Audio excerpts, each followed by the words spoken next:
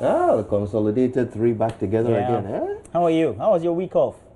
Really? Was it really a week off? Yeah. Nah. No, I mean, I've been around, at really. least on the screen. We were seeing more of her, more of her in a week off than we do when she's at work. True. Yeah. Thank you. So I Reminds need me of another Kwejo. week off.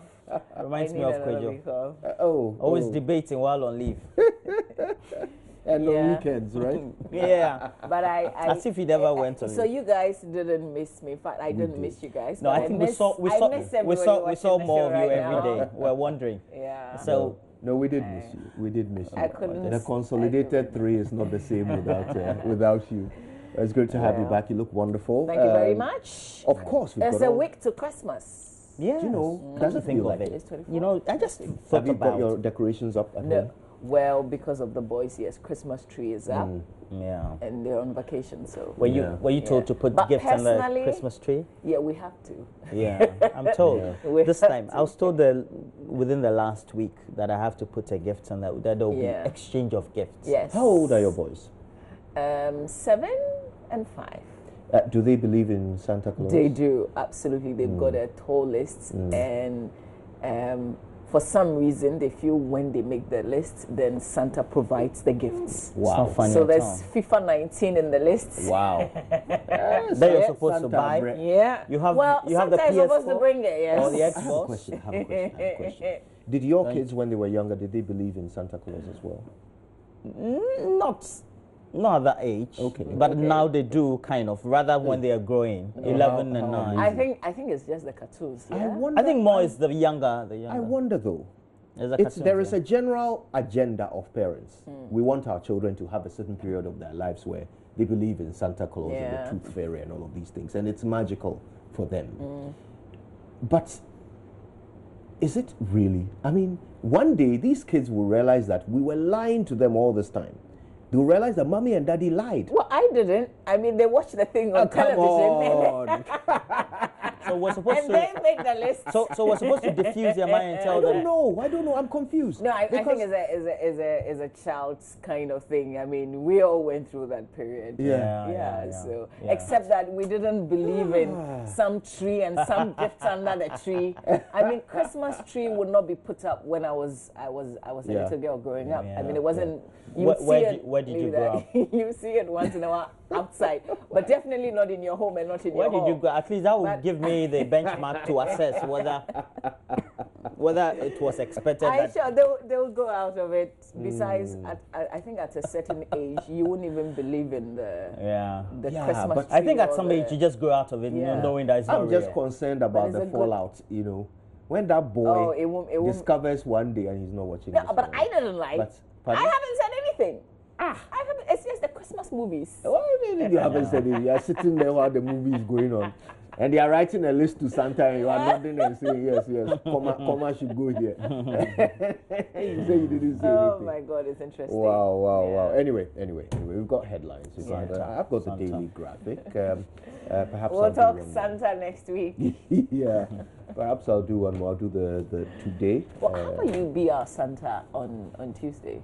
Why do you mean tomorrow? Or you mean next week? Next week. Yeah, Santa on I think it'll be fun. Come to think of it, Kwejo with the beard already just, we're going to dye it white or give him an artificial one. Won't be bad. He has a full hair, unlike mine, which is receding. He's a very good giver, so it will be very natural. He has a full hair, unlike mine. That's and I look good with the pot belly. Okay, now let's do the newspapers. All right, so I have the daily graphic. I'll do the daily graphic and the Today newspaper. Front page of the daily graphic this morning, and banner headline: Ghana's economy on sound track, better than 2 years ago. That's according to the IMF Boss. Also on the front page, new trade facilitation company starts work in January. Rawlings advocates community vigilantes to fight filth and commends Zoomlion. I think we'll talk a bit about that later. That's an interesting suggestion from the former president. Also, $40 million Takrady Mall opens.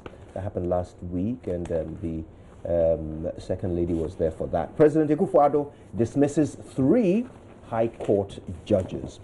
That does it for the front page, but alarming story on the back page. Well, I say alarming, a troubling story on the back page. Police and FDA arrest 7 for misbranding rice. It'll shock you how easy it is to do this. But 2 owners of a warehouse and their 5 employees were behind this one. And that story is behind the Daily Graphic on the back page. ADRA constructs warehouses in 9 northern region districts. I guess the one district, one warehouse dream is closer to fruition now, thanks to the Adventist Development and Relief Agency, ADRA. That's the Daily Graphic. I'll run through the Today newspaper headlines very quickly. And this is an interesting choice of banner headline. Dagbon gets new regent. Bullying Lana Mahamadu Abdullahi is the one in the picture. But I think we know that there are some other opinions on the matter, which some divergent opinion, yes. even within the rank and file. Yes. So, anyway, Nana axes Dairy over Anas expose. That's page 4. And let's police our environment. That's how they report the story involving former President Rawlings, who was speaking at the Jospong annual Thanksgiving. There we go. All right, so I've got the Ghanaian Times and the Finder. Let's do the Times first. Front page of the Ghanaian Times. Specialized sticker for luxury vehicles takes off January. 4 arrested in connection with murder of Pram Mankralo. 3 High Court judges removed on grounds of corruption.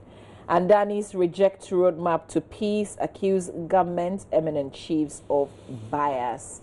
Back page, that full story of the specialized sticker for luxury vehicles. And the Jospon Group joins Chief Imam in Thanksgiving prayers. By way of headlines, that's it for the Times. Let's focus on the Finder now. Front page, West Blue GC net to go January 1 as Unipass takes over ports with fears of disruption. The paper is reporting drop in fuel prices. Inflation are signs of better days ahead, according to government. 3 judges in Anas expose sacked. President keen on supporting women to become leaders, according to the Chief of Staff. 900 small-scale mining entities resume work today. That's it for the Finder.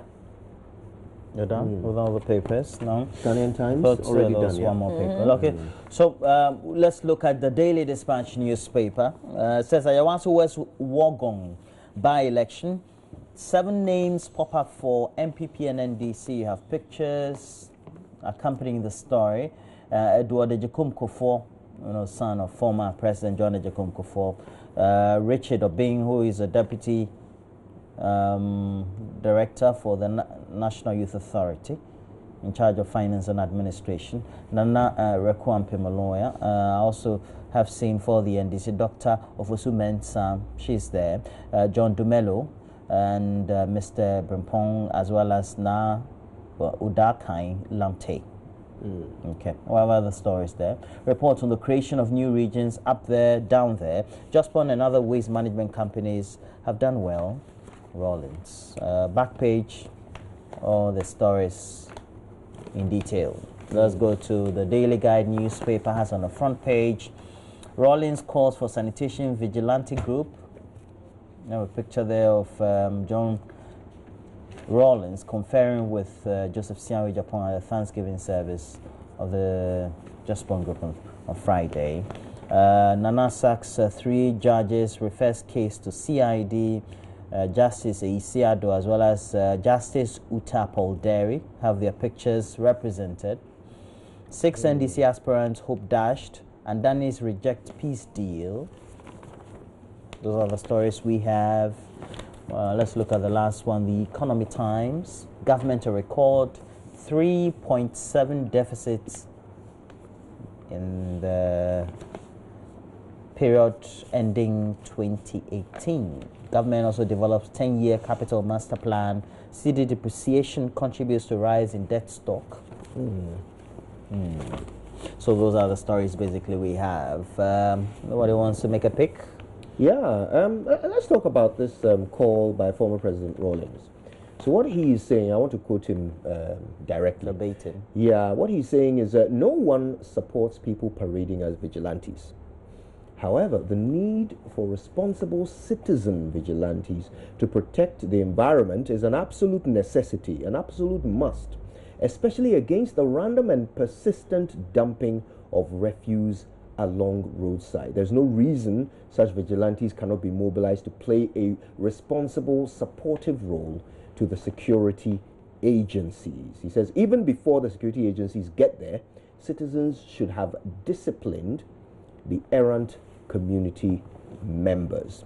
But he also went on to commend Zoom Lion and for the role they have played in sanitation management, over the years. And I've got to say, look, no matter what controversies come up over Zoom Lion or Jospong or their executive director, I think the fact that they have existed and performed their function in society all these years is something worth commending. But of course, if ever there is any evidence that there has been a commission of a crime or an offense in any, it ought to be prosecuted as the law requires. But this company employs thousands of Ghanaians who, where they work well. Where there are issues, but where they work well. And for their track record over the years, playing this big role in sanitation, I think they deserve some commendation for that on the occasion of their Thanksgiving. But this is this controversial call by the president for vigilantes in sanitation. What do you guys think of that? It's more like, refocus your attention, take it rather to sanitation. Yeah, it's a bit controversial. We have to define the scope. Otherwise, people will go overboard. Indeed. But sometimes you can feel really helpless. Like I'm driving and there's a motorbike in front of me with someone at the back who just throws a bottle out in the gutter. And I don't know what to do, So we have to define it. But we have to be specific in terms of what we want people to do. In many forums, especially when you go to those brainstorming sessions, you have focus groups and people come up with all sorts of ideas. I believe if we're to be a focus group setting, this will be one of the ideas. And usually if one of the members of the focus groups will bring up an idea, then everybody within will fine-tune it. So what we can say is that, yes, there's one idea. We can then transition this to be a task force for communities and managed by maybe the various, either the assemblymen in collaboration with the metropolitan or municipal or district assemblies. Roland, I think the problem, and it's been an issue for such a long time, is human beings as in Ghanaians. The moment you talk about task force, you're talking about human beings. And we're talking about bribery. We're talking about people overlooking and people making or working just the first 2 weeks and then sliding into all the things you're talking about. I would not go for a recognized group as a task force, but all of us. But then we have to understand what we can do, what will be within the law for us to do. Yeah, but a typical example before you come in, I think within the years of the revolution, when the PNDC was around, the Kwame Nkrumah circle, for those who would notice or recall, there was one Salifu Amankwa. He used to have his office where they sell, where now I think it's been destroyed. It used to be a garden.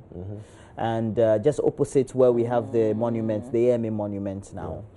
And he used to guard the place so well. If you drop in a litter, you'll be punished. He'll make you kneel down. He'll treat you inhumanely. But it was the period of the revolution, even the period when the NDC, the first NDC was in power. He was still there. I remember I used to talk to him back in the day before. Ultimately, we had the transition into the MPP first administration, and so all that thing about the rule of law, came into force. Is that where the expression "Sally for Mankwara" about? Yeah, came from. So, and I used to, at that time he was a bit old. He's passed on though, but it tells us that we have a certain behavioral problem with the way we conform with regulations. And you can even find it with those who have nice cars, presuming or assuming that those who have those nice cars may be probably better educated than the average Ghanaian, or should know better, or have traveled. Yeah. And you just have to, I'm sure you've witnessed it, they drop a litter, or you're traveling on the road, maybe they do all that. So it's got to do with our behavior. How we're going to change it, I don't know. But yeah, I mean, there is one thing he says that I completely agree with. He says that the issue of sanitation is no longer about education. That has gone on for a very long time. And I can tell you, even Zoomlion spends a lot of money. People are not doing it because they don't know it's wrong. That's the one thing that I think we need to get straight in our heads. They will get away with it. Like nothing will happen to them. That's it. They are doing it because they can get away with it. So if we realign our thinking as such, and we understand that these people, there is no longer a need for a gentle hand with those who litter. No person in this country is unaware that littering is wrong. But for example, in the AMA, we have a sanitation bylaw, or number of bylaws for sanitation. It's not enforceable. So no more kid gloves. Not with sanitation. Is it like it's not enforceable, or they are not enforcing it? They are not. It's enforceable. They are refusing to enforce it. And again, it's what Mama V was talking about.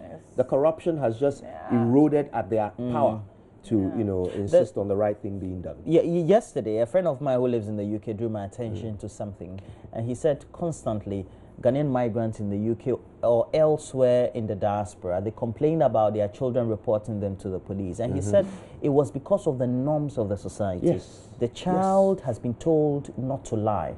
So when the immigrant parent tells the child, when somebody comes to, don't tell him I'm there, the child, because of the moral lessons and education that he tends to have in the society and the school, tells, oh, my mom is around.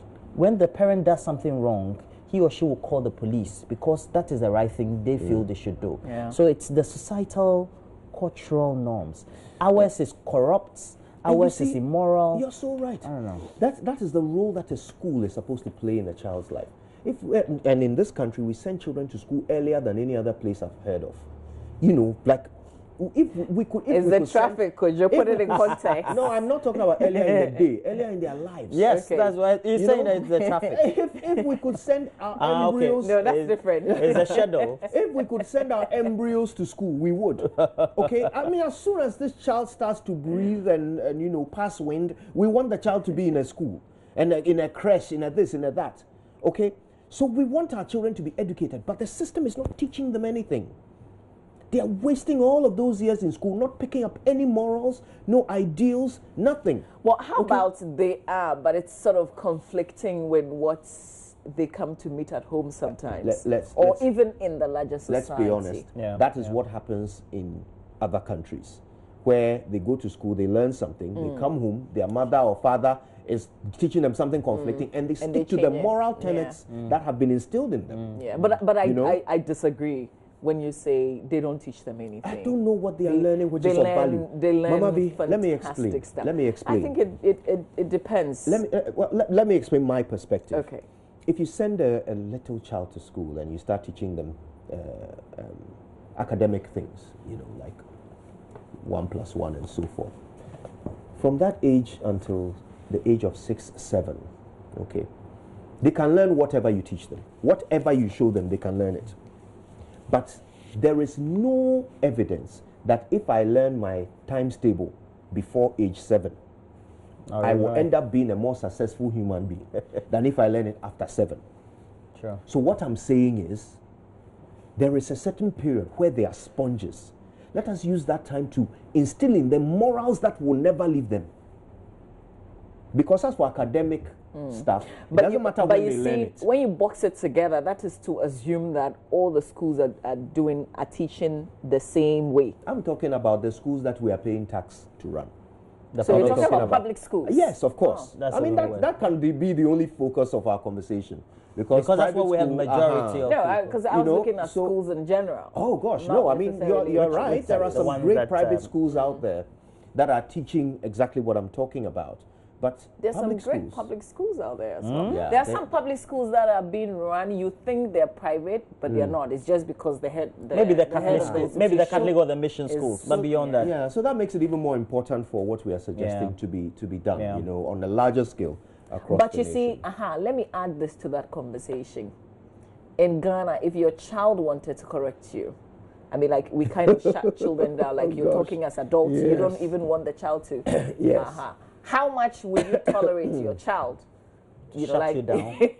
Yeah. I think my children shut me down all the time. No. Not in that nice context. No. Like when you have friends around, when you're in public, can they say, Daddy, you're wrong? Like, you know. But you see, I mean, how many people will tolerate that? Well, you see, but then if as a parent, your child, points out what is right, and you can't look over your shame to be proud of your child, then whatever happens to that child is your fault. It's not the system. It's not the system that we are all paying to raise all of our children correctly. You know, if you as a parent decide that you are going to work against your child's own, interest, that's your choice. Yeah. But at least on a systemic scale, I think we need to strive for better. I wanted to ask, and it was a conversation I also had with a friend outside. He was saying, if you take a scale, on a scale of 1 to 10, you take 10 people living in a typical European country, or let's say the West, and you take 10 people, if they're supposed to go to an office and find money in there, it's probable that 8 of them in Europe will return the money to maybe the manager, and only 2 of our 10 people in our country or elsewhere in Africa will return only because they know their camera is fixed there. Probably somebody's watching them. No. I mean, he gave me no. There aren't cameras. But you can't say that about us. No, there aren't cameras everywhere, but there is a mentality. I beg. There is a mentality. That same mentality is here. Yes, Mama V, that mentality can be brought here. And maybe here. Maybe the first step is cameras. It is here. Okay, maybe the first step is cameras. Maybe they have had cameras for so long that it's also because once you'll be myself, you know that when you do fifi, they'll bring you back home. I mean, there are so many things working in your head. No. I'm not talking about. I'm talking about typical. I'm not talking about Africans living there. No, I'm talking about citizens. Yeah. But still, I mean, I'll put it that way. I mean, we have that same mentality. Anyway, you have a picture. Yes. You wanted to talk about. Okay, center spread of the paper. This is the Ghanaian Times.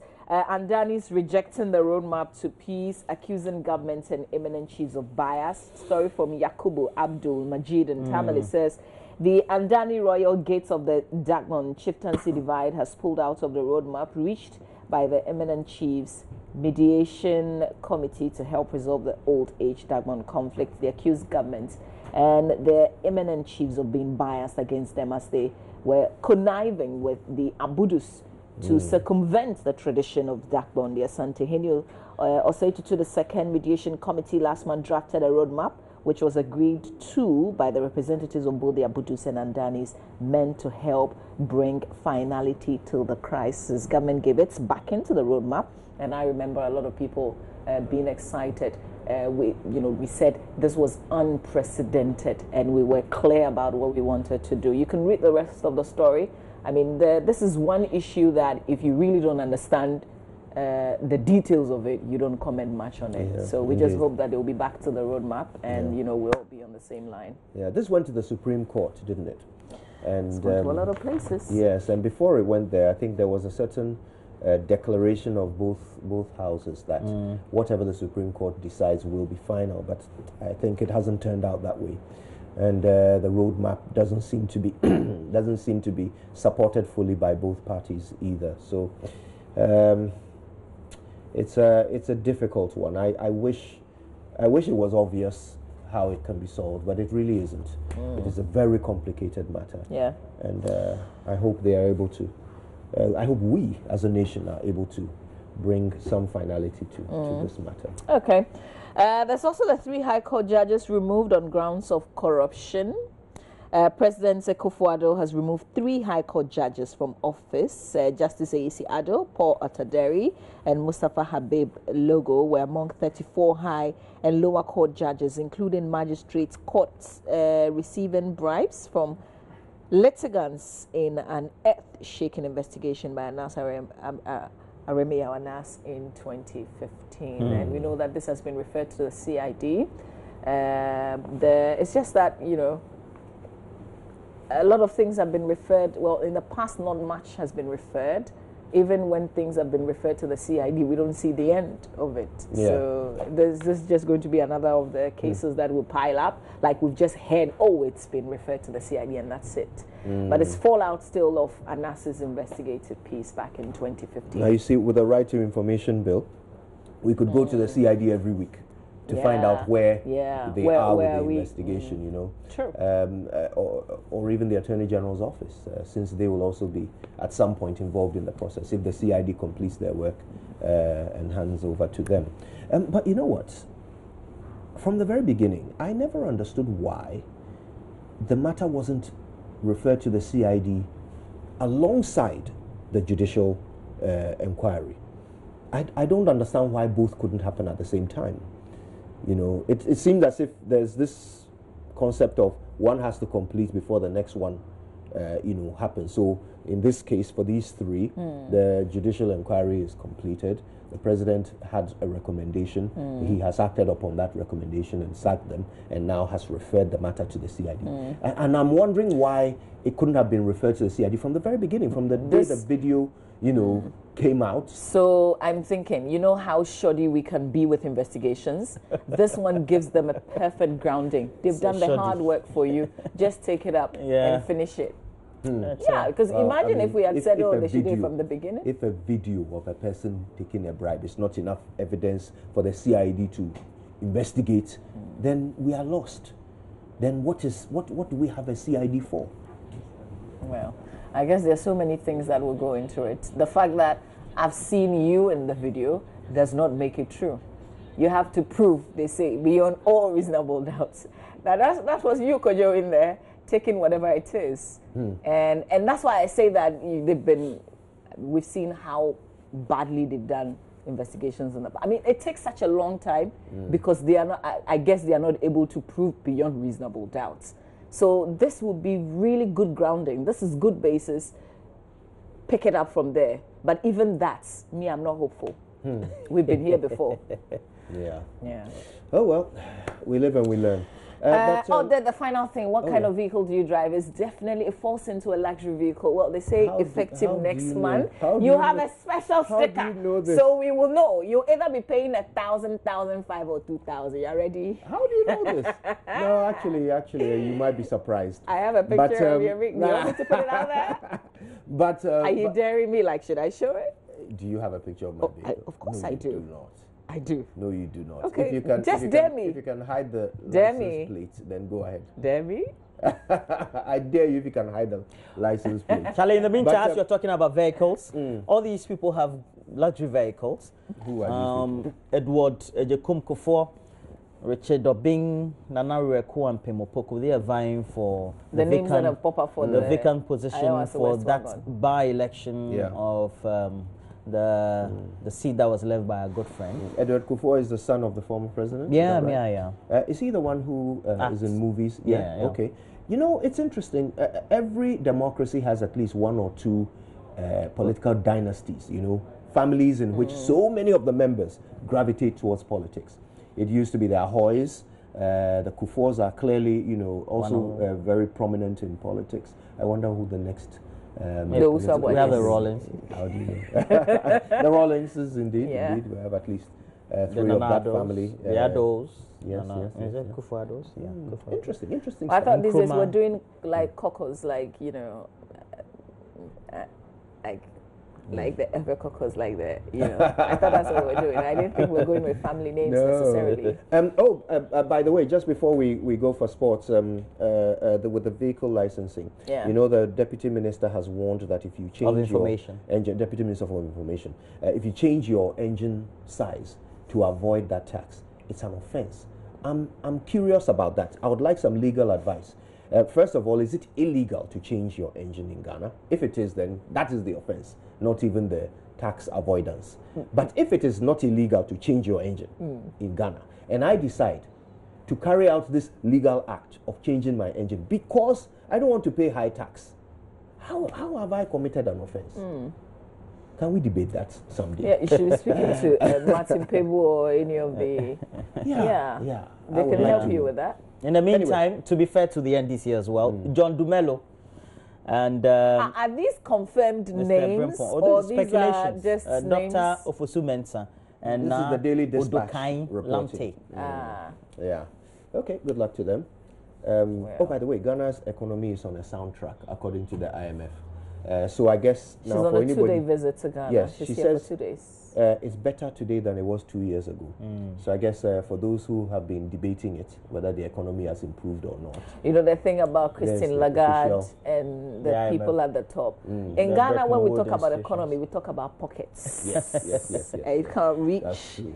These things don't She mean talks about nothing. spreadsheets. Good morning to Mr. Robert about Coleman. Mr. Coleman, good morning to you. I hope you're well. Thank you for your kind message. Stay with us. These guys are back with a lot more. We've got sports. Oh, Manchester United. Just breaking her. Whacked 3-1. But, you know, I take solace. Arsenal didn't do well as well. So Look at where you are taking some. Benedict is... So Benedict